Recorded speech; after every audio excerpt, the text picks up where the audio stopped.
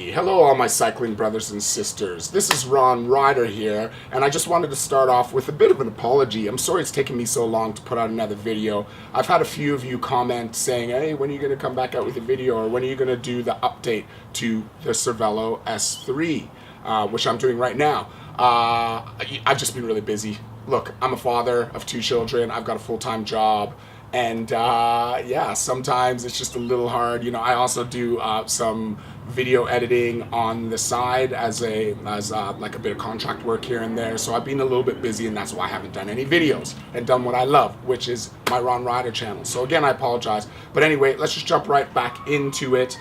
This is the Cervelo S3, which those of you who have seen my past videos, I've done a few. One on the first custom build that I did when I first got this, and then another me crashing it 3 months later like a bit of a dick. But anyway, and then I've done another video on getting it fixed. I did get this fixed by Spiro Trofea's Custom Cycling. Again, can't thank him more. This thing, he's done such a good job, you can't even tell, and it rides the same as it did before. So thank you so much again, Spiro. But anyway, this is it. This is the build. This is the first time I've ever built a bike on my own. And it went really smoothly, a lot quicker than I thought. The only thing that maybe took a little bit of time was the internal cable routing and setting up my gears. I did it twice just because the first time I did it, it was working fine, but the cables looked horrible. So I did it again. Looks better, still not great like a professional, but it's working flawlessly. So let's just have a little quick peek here. So what did I get? I've built it up. It's all opposite or all new stuff. We'll start off first with, it's a combination of SRAM Red and SRAM Force. So the SRAM Red on the bike is the shifters here. These are shifters I bought secondhand on Facebook, but they were actually new. They'd been mounted once, the guy never really used them. I bought them from him, and they're working amazingly. So those are SRAM Red, the new generation SRAM Red double tap shifters. And this is the SRAM Yaw front derailleur.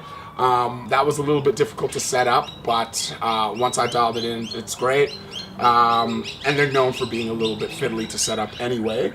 That's the SRAM Red, and the SRAM Force is, this rear derailleur is a SRAM Force medium cage, so not a long, not a short cage, but a medium caged rear derailleur, which is great because it works out really well with my SRAM Red 1190 rear cassette, which is an 1130 tooth. So 11 small, 30 tooth rear. So this, it shifts flawlessly having that medium cage on there. So that's really good. And then these brake calipers are also SRAM Force, which I've had previously on a R3, my first Cervelo that I ever owned, Cervelo R3, and I had the SRAM Force brake calipers, which worked really well. So I ended up getting these also secondhand, but brand new, never mounted. So great. Really lucky there. So that's the SRAM Force and Red combination we have going on. So next we will switch to the cranks, which are FSA right here. They're 172.5 in length. And they are attached to the Rydia, which is a company I'd never really heard of, but I knew a few people who knew of them. But these are Rydia oval chain rings, and they are compact. They are 50, which is the large chain ring, and 34, which is a small chain ring. So they're a compact combination. So mixed, this compact mixed with the 1130 rear cassette is phenomenal for climbing. For me, being, again, a bigger guy, I can actually spin even up steep stuff. You know, I can stay in the saddle and not have to grind, 18%, 20% on this thing, and it's fairly comfortable. So great little setup. I've completely built this bike as a climber. Okay, so specifically as a climber, that's why I put all this compact stuff on there. So I'm sure some of you might comment being, oh, what's with the compact? That's why. It's a hill climber, and for me, I like to try to do higher cadence, and it tends to work out really well for me. Okay, so there's that. These are the speed plays, again, secondhand. Got a really good deal on them. The guy hadn't used them much, but he went back to using Shimano style. So I got those from him, a local guy here, which was great. We also have a Physic handlebar, a 44 centimeter wide with a shallow bend, which are great. We've got the 3T 120 mil stem with a -6 on it, so not quite as low, a little bit more laid back for me with this geometry, which I really like for climbing.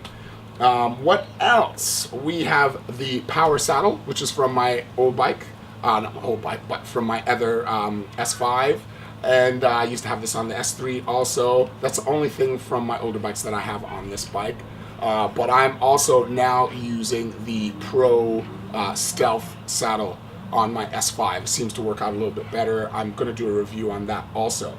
But that's that. And then we have the Dura-Ace C24 wheel set, which I can't rave about more. They are fantastic. They roll so well and so fast. The hubs, the Dura-Ace hubs on them, roll brilliantly. They're really light and they corner amazingly. That's what I was surprised about. They corner so well and they handle really well.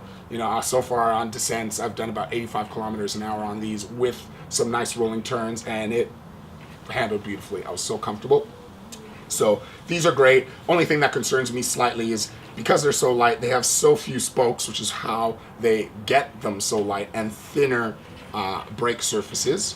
Only thing I'm slightly concerned about is, you know, they do go off a little bit on me because of my weight. They, you know, they do come out of true a little bit.